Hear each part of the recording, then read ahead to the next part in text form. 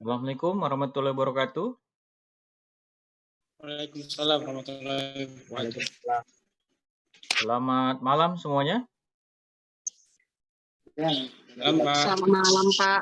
Suara saya terdengar dengan jelas? Terdengar, Bisa, Pak. Pak.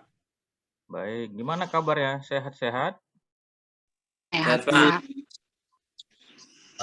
Oke, kita ke materi pertemuan ketiga ya. Iya, Pak. Iya, Pak. Poin-poinnya sudah bisa terlihat? Sudah, Pak. Pak. Oke. Nah, pembahasan kita ya pada pertemuan ketiga tentang regresi linear sederhana. Ya, jadi linear itu ada beberapa parameter ya.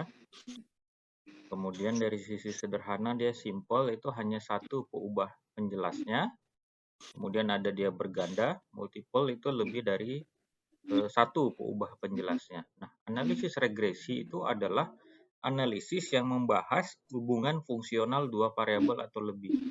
Nah, jadi ada dua variabel ya dalam hal melakukan suatu penelitian dengan menggunakan analisis regresi ya. Nah, hubungan antar peubah itu ya dapat kita lihat, dapat kita ketahui dengan kita buat suatu memasukkan dalam suatu persamaan, di mana model regresi linear sederhana YI sama dengan beta 0 tambah beta 1 dikali XI ditambah sigma I, di mana I itu adalah 1 dan 2 dan seterusnya ya.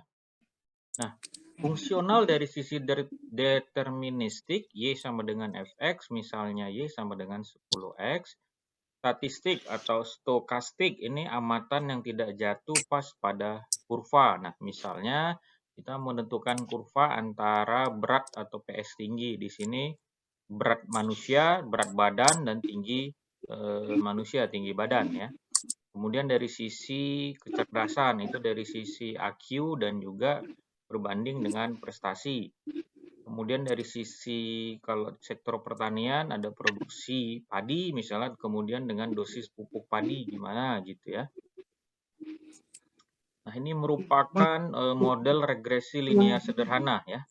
Ada respon, kemudian ada prediktornya X dan Y ya, di mana beta 0 itu adalah nilai Y ketika X sama dengan 0, sedangkan beta 1 perubahan nilai Y untuk setiap perubahan satu satuan X-nya ya.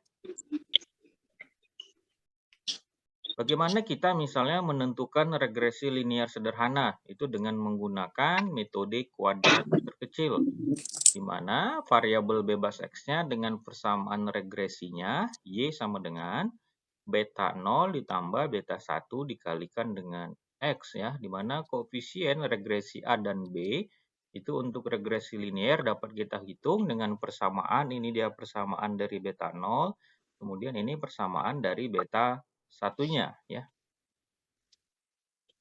Kemudian dari kita masuk ke korelasi. Nah, pengertian dari korelasi itu hubungan antara dua variabel atau lebih ya. Misalnya kita sambil contoh hubungan antara motivasi kerja dengan kinerja ya. Nah, tujuan kita dalam melakukan analisa korelasi itu untuk mencari bukti terdapat hubungan antar variabel ya, atau ada tidak korelasi antar variabelnya. Kemudian bila sudah ada hubungannya, maka kita dapat melihat besar kecilnya hubungan antar variabel tersebut. Nah, untuk memperoleh kejelasan yang ketiga, untuk memperoleh kejelasan apakah hubungan antar variabel tersebut berarti atau tidak berarti ya. Koefisien dari korelasi. Nah, koefisien korelasi ini hubungannya linear ya. Kemudian ada dia koefisien korelasi itu ya tidak menggambarkan hubungan sebab akibat ya. Kemudian nilainya itu berkisar antara -1 dan 1. Kemudian tanda positif atau negatif itu menyatakan arah hubungan, di mana positif searah, negatifnya berlawanan arah. Ini gambar ya, overview dari korelasi ya, ada dua variabel ya. Kemudian ini hubungan antar variabel ya. Gambar hubungan korelasi antar variabel. Kemudian ini adalah gambar dari jenis korelasi, ada positif, ada negatif, ada juga zero, ya. Nah, dari sisi korelasi, koefisien korelasi Pearson. Nah, ini persamaannya. Bagaimana kita mencari dari korelasinya dengan menggunakan rumus Pearson. RXY sama dengan SXY dibagi SX, XY, SY. SXY itu sigma daripada XI dikurang X rata-rata dikali YI dikurang Y rata-rata dibagi N kurang 1. SX-nya adalah akar daripada sigma ini, sedangkan dan SY-nya ada ini. Nah, ini merupakan untuk kita mengetahui koefisien korelasinya antara min 1 ke 1 tadi ya. Kemudian dari sisi negatif positif, dari sisi kekuatan positif ataupun kekuatan negatif. Nah, itu tadi kita materi dari sisi regresi dan korelasi. Nah, silahkan ada yang mau bertanya, memberikan pendapat, tanggapan pertanyaan, silahkan. Sambil menunggu itu, tolong diaktifkan videonya ya. Saya ambil rekapan kita, rekod untuk absensi ya. Jadi yang kehadiran pada pertemuan ketiga 14 orang ya. Oke, saya ambil ya. Silahkan, sudah diaktifkan videonya.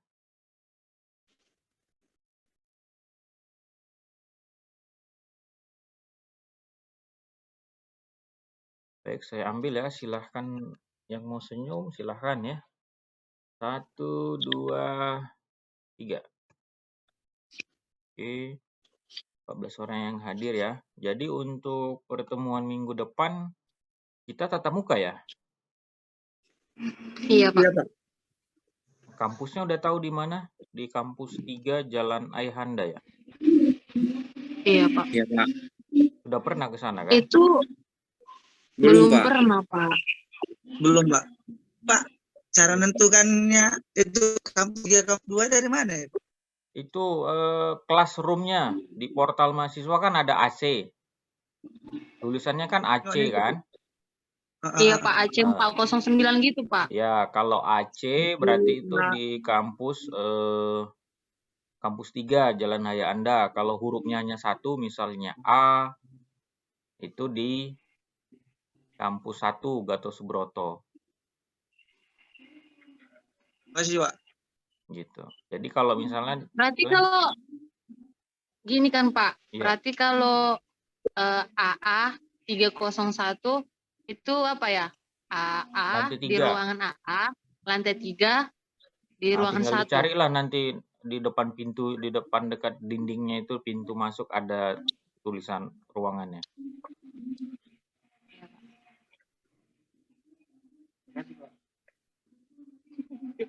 Aku nyalakan rekam nih.